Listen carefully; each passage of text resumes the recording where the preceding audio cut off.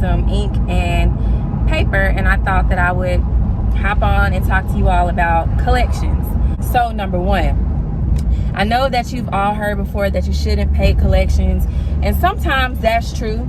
It's true in certain situations. It's true that, you know, like after you send a debt validation letter and the collection agency doesn't have sufficient enough proof to prove that the debt is yours, you know, it would suck to have paid that debt and then they turn around and didn't even have enough information, you know, to even prove that the debt was yours.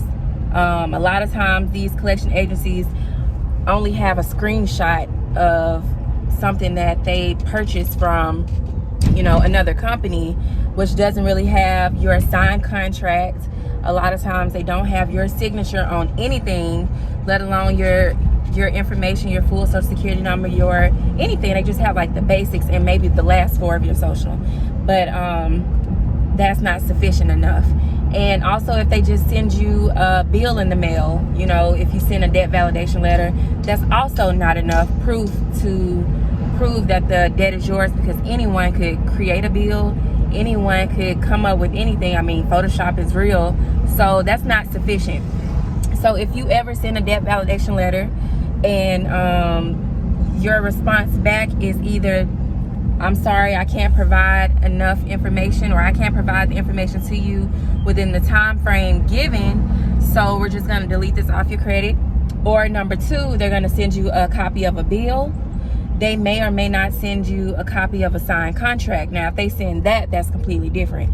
If they have like your original documents and things like that, that's when a pay for deletion will come into play. And I'll talk about that next.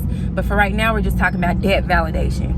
So what you would want to do is send a debt validation letter to the collection agency attempting to collect on a debt that they claim is yours, just to see, you know, what information they have on you, if they even have anything. And if they don't, all right, that's grounds for deletion. But if they do and they provide a signed contract, like original documentation, things like that, then that's when you move on to number two, which would be a pay for delete. Okay, so some people are just on a schedule. A lot of people have things to do. Maybe they want to get an apartment. Maybe you want to buy a house. Maybe you just want to, you know, credit card and clear up your credit report. Maybe you're looking to get a car. So open collection accounts are really a nightmare to your credit. Collection accounts affect your credit a lot. And so a pay for delete would basically be you just owning up to the debt. You know, basically in so many words, you're telling the collection agency or the original creditor, depending on who.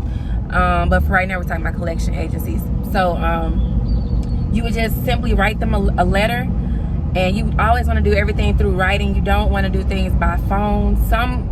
Sometimes that works. Sometimes you can get a representative who will send you some documentation in the mail or something like that, you know, written, but you need that written proof, because if you pay and you don't have anything concrete to stand on, you just paid with no grounds for deletion. You just paid, and now you have a paid collection, and that's almost as worse as just having a collection on your account. It doesn't help your credit any. It just maybe brings down the debt, but it doesn't help because you still have that collection on your account.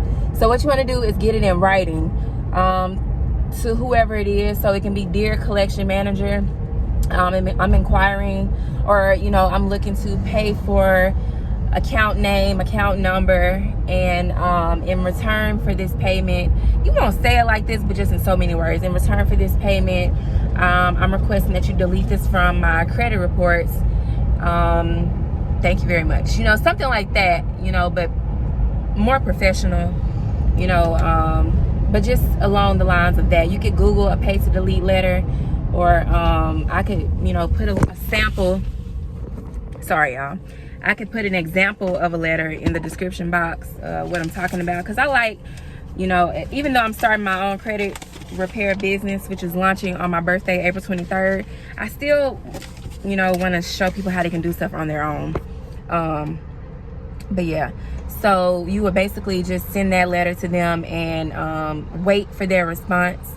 And if they say, you know, yes, we're willing to accept this amount, You put the ground, so you set the terms in your pay to agree to the pay to delete letter. You let them know how much you're willing to pay. So you send that letter, let them know how much you're willing to pay, and then just thank them, and then wait on that letter. They're either going to say yes or no.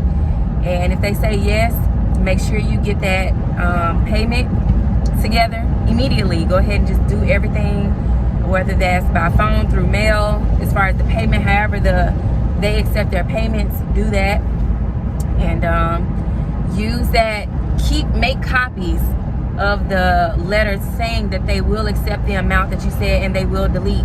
Because after you make the payment, some companies will automatically submit a deletion, but then some companies won't. So that's where that letter will come into play, that you can just go in and send in a simple letter to the credit bureau saying, you know, this account is paid in full, and this company stated that they will have this account deleted from my credit reports. Attached is the letter.